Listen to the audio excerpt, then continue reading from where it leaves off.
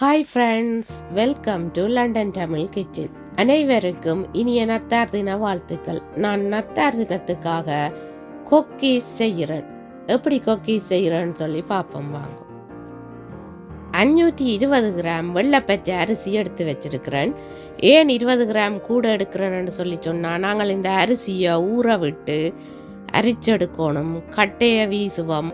அதால் 20 கிராம் எக்ஸ்ட்ராவாக எடுக்கிறேன். எங்களுக்கு 500 கிராம் ரைஸ் ஃப்ளவர் வேணும். தண்ணி ஊற்றி நல்லா கழுவி 1 மணித்தியாலம், குறைஞ்சது 1 மணித்தியாலம் இந்த அரிசியை ஊற விட்டு தண்ணி வடிய விட்டு எடுக்கணும். தண்ணி வடிய விட்ட அரிசியை கிரைண்டரில் போட்டு அரைச்செடுக்கிறேன்.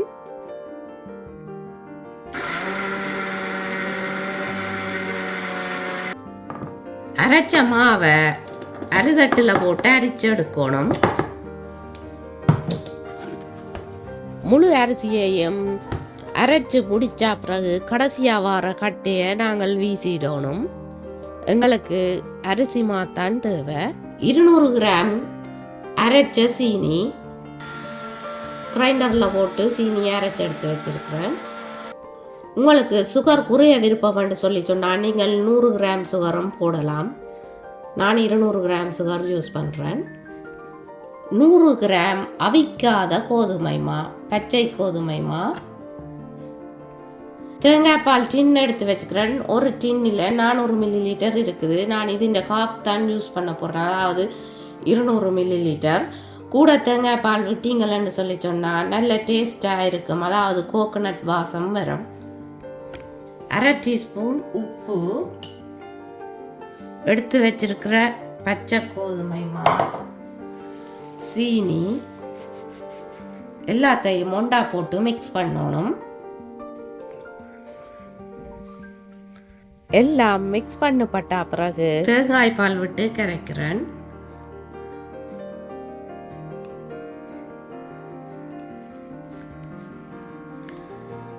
மிச்சத்துக்கு நான் தண்ணி யூஸ் பண்ணி தான் கரைக்க போகிறேன். நீங்கள் விரும்பினா ஃபுல்லாக கோகோனட் மில்க்லேயே கரைச்செடுக்கலாம்.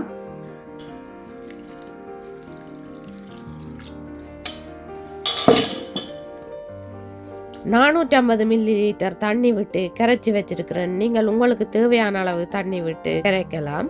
இதுன்ற பதம் சரியோன்னு பார்க்குறதுக்கு நாங்கள் ஸ்பூன் இந்த பின்பக்கத்தை இப்படி மாவில் தொட்டு பார்க்க தின்னான லேயராக வரணும். இப்படி கரண்டியில் கோட் பண்ணக்கூடிய மாதிரி பதத்துக்கு நாங்கள் கரைச்சி எடுக்கணும். நீங்கள் உங்களுக்கு தேவையான அளவு தேங்காய் பால் அல்லது தண்ணி விட்டு குழைச்செடுக்கலாம். நீங்கள் கூட தேங்காய் பால் விட்டீங்களன்னு சொல்லி சொன்னால் தான் கோகோனட் ஃப்ளேவரோட கொக்கீஸ் நல்லா வாசமாகவும் டேஸ்டாகவும் இருக்கும். கட்டி இல்லாமல் கரைச்செடுக்கணும். உங்களுக்கு விருப்பமான கலரில் நீங்கள் இந்த கொக்கீஸை செய்யலாம். இது நான் கிறிஸ்மஸுக்கு செய்கிறேன், அதால் கிரீன் கலர் யூஸ் பண்ணுறேன். பாத்திரத்துக்குள்ள எண்ணெயை கொதிக்க வச்சிருக்கிறேன். மீடியம் ஹீட்டில் அடுப்பு ஆன் பண்ணி விட்டுருக்கிறேன். நான் இந்த நான்ஸ்டிக் கொக்கீஸ் அச்சு தான் யூஸ் பண்ணுறேன். கொதிக்கிற எண்ணெய்க்குள்ள நாங்கள் இந்த அச்சை சுட வைக்கணும், அதாவது சூடாக வைக்கணும்.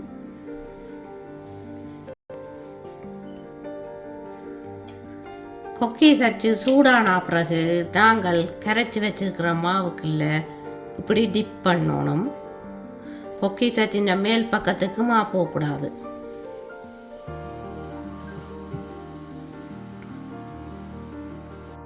இது நான்ஸ்டிக் அச்சுன்னு சொன்னபடியா இந்த கொக்கீஸ் ஈஸியாக கலண்டு போகிற மாதிரி இருக்கும்.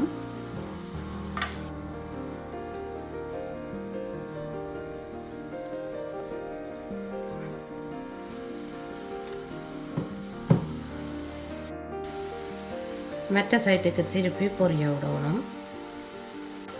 இந்த கொக்கீஸை கன நேரம் பொரிய விட தேவையில்லை, கொஞ்ச நேரம் பொரிய விட்டால் காணும்.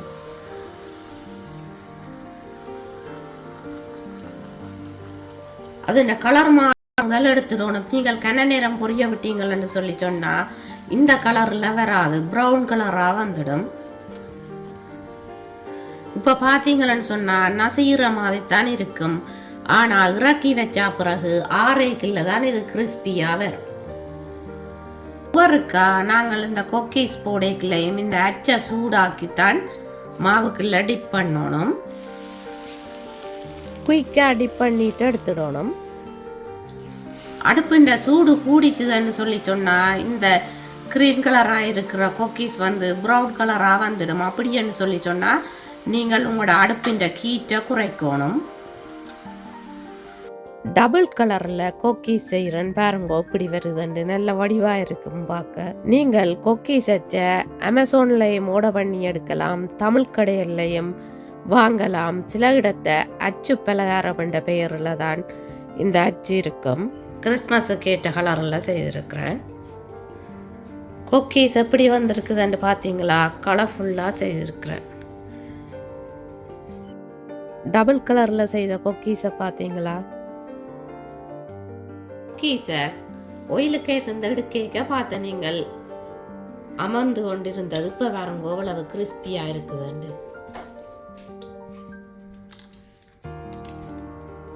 கேக்குதா சத்தம்?